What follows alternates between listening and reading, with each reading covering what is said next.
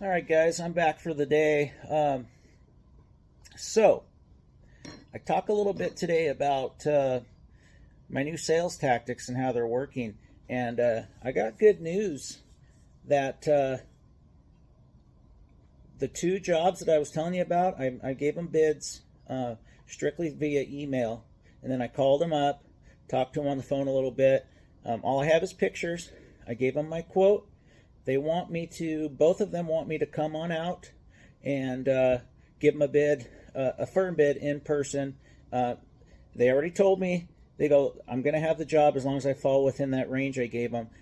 They just want me to fine tune it, and I have the work. They're both referrals, so yeah, it's working. And and they already know that I'm going to charge them $159. I'm going to charge them a minimum 1 hour when I go out to both of them. And hey, it's going to work, I think, especially with referrals. So yeah, if you're serious about me doing the job, I'm going to get a retainer to cover my time and my gas, and then I will take that off the front end if you sign on the dotted line. And good chance that I will get them to sign while I'm there, so I won't even have to collect any money from them except for a deposit for the job. So that's how that's going. Today I just have a couple pickup things, closing out a couple jobs so I can get paid on them. I got a bunch of loose ends that I've been letting sit out there for the last couple of months as I've been kind of, not really being thorough with stuff. And as we head towards the winter and the cold months, this is when I really ramp up, because this is where I make most of my money, is between the months of December and February into March, because it stays cold here through March. So enjoy the video, and I'll see you guys tomorrow. I'm going to put a humidifier in on that relocation furnace. Customer wanted me to put that humidifier in, so I'll be doing that tomorrow. Kind of show you guys some tips and tricks on how to install those. So I'll see you then. Good morning, guys. Seton HVAC. It is, what day is it? It's Wednesday, October 2nd, 2024. Can't believe we're already in early October. Only about 3 days from my birthday. My birthday's on Saturday, so early happy birthday to me. I'm not going to tell you how old I'm going to be. Not young. So I didn't talk to you before I went to my first job this morning, but I'm going to play that first for you. Just going out to put that seal tight on that communication cable. Nothing exciting, but just a little content for you this morning. I am now headed back out to Prineville. Got this other job I've been meaning to get paid from. I got all this money floating around out there because I've got loose ends. So been trying to take care of those loose ends. So I'm going to put some line height up. I got to run a drain for their mini split. So they've had it just run into a bucket since I was there. So that's not good. So we're going to go do that. And hopefully it doesn't take me too long, and I can get back, relax like I always like to do. Guys are joking to me. Yeah, why don't you just work 1 day a week, 3 or 4 hours? Well, hey, if I'm making money and I'm profitable and I can relax at the same time, isn't that the American dream? I think it is. So, keep the comments coming. Just because you work for somebody that slaves you 50 hours a week, or you got to get overtime to make ends meet, I'm sorry. I did that for many years. Working long days. I put my time in on that as far as field work in HVAC. I know I'm still fairly young, but this trade is very hard on your body. And if I keep doing it as I enter into my 50s, I'm not going to enjoy my 50s or my 60s or my 70s. 70s may not even exist. I might be dead if I keep running myself rampant out in the field. On another note, in that same area of not working too much, I did my first 2 sales calls remotely. I had the customer send me pictures. they're totally cool with it. I told them, I even explained to them on the front end that I'm going to, you know, try to do this remotely as much as I can. I go, if you guys want me to do the job for sure, and give me, you know, give me a signature on the dotted line, then I'll come out and look at things a little bit better, and I might adjust the project cost a little bit higher or a little bit lower, you know, once I have gathered more information in person. And I don't think there's anything wrong with that.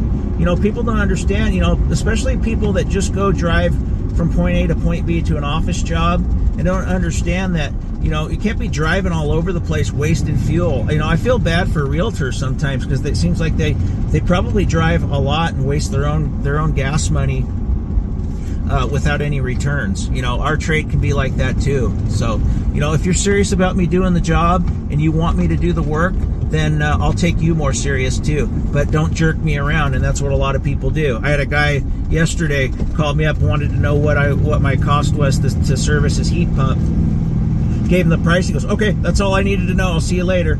I go, well, why didn't you even bother responding to you? You weren't going to use me anyway. So, you know, you don't want to spend $159 hour minimum to have me come out and service your furnace. Don't waste my time. If you're looking for somebody cheap, just remember, if they're cheap, they're not going to be good, and they're also probably going to try to sell you something you don't need.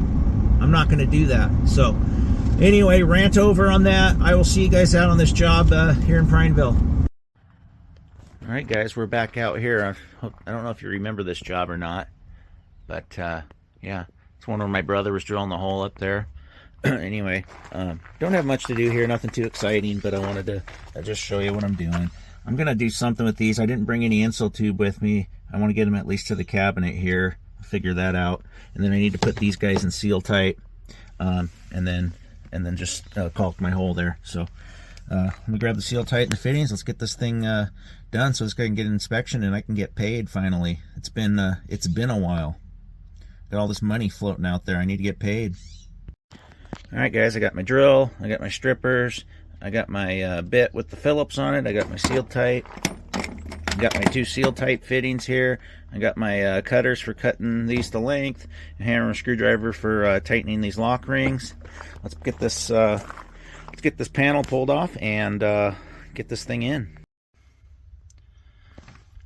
All right, guys, got my seal tight in. That's tucked in the line height about 10 inches or so. I got that pushed through the hole about 10 inches. And then, like usual, rehook them up. I always go black, white, red, just for uniformity. That's how they're labeled on the indoor units. That's the way you want to do it.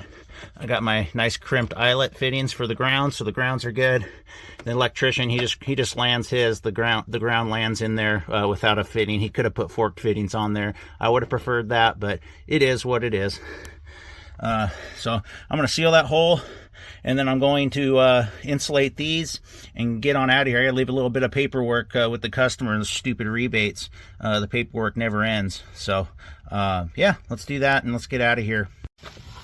All right, guys, working with what I got here. I was able to wedge a little bit of insulation in there. I just taped that up real good on the ends. It'll be good. There's my drain. I got my hole all sealed up with some gray Volcom. So yeah, that's a wrap. I'm gonna leave some paperwork here with the customer and get on to the next one. I'll see you out there. Let me show you what I'm doing here, guys. So I gotta clean this guy up, wire tie him better, get him all cleaned up. Come over here. I got all this I gotta put the line height on. I got my fittings there. I got my speedy channel there. And then for this guy, see how I got it tamped? I hit it tamped just through this piece of line height. I'm going to take my PVC, run it down, then out through the front right there. So let's get started. Hey guys, there she be. Looking good.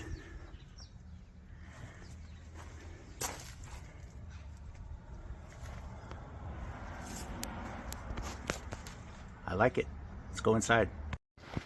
Alright, she's looking all prettied up, looking good. Show you how I did this.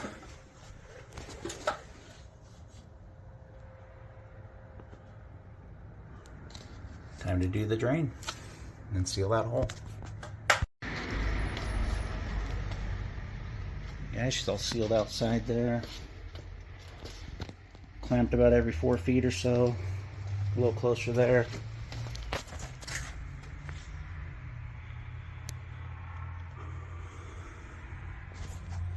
Looks good. That's a wrap. I'll show you this again. Go back outside and show you too. Do do do do do do do do do do do do do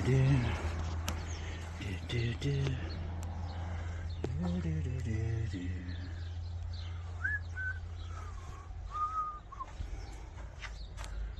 All right, we're out of here. I'm sure one of you guys probably noticed from the video, almost forgot to seal him. So I came back and sealed him with some silicone. Now we are out of here. All right, guys, that's a wrap on today. You know, I did my 4 hours today.